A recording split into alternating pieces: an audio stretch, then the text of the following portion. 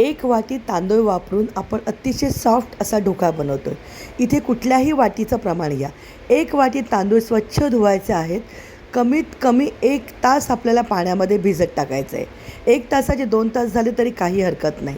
1 तासानंतर त्यामध्ये अर्धी वाटी पोहे घातलेत। जाडे पोहे, पातळ पोहे कुठलेही चालेल। परत 10 मिनटं भिजत टाकले।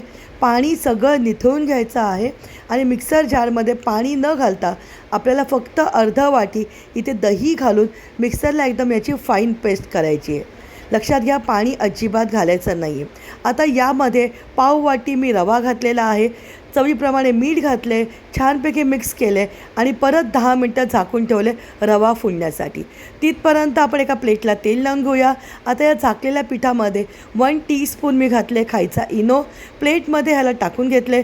वरती थोडंसं लाल मिरची पावडर टाकले आणि स्टीमरमध्ये कमीत कमी 20 मिनटं मीडियम आचेवरती ढोकळा तयार करून घेतलेला आहे। ढोकळा पूर्णपणे थंड होईपर्यंत खमंग फोडणी केली आहे। 2 टेबलस्पून तेलामध्ये मोहरी, त्याच्यामध्ये आपण घातले भरपूर हिरव्या मिरच्या, पाणी घातले पाव कप, 1 टेबलस्पून साखर आणि कोथिंबीर।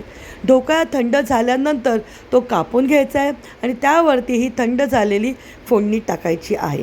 अप्रतिम चवीचा, झटपट होणारा असा हा तांदूळाचा ढोकळा तयार झालेला आहे। रेसिपी आवडली, लाईक करा, शेअर करा, कमेंट करा।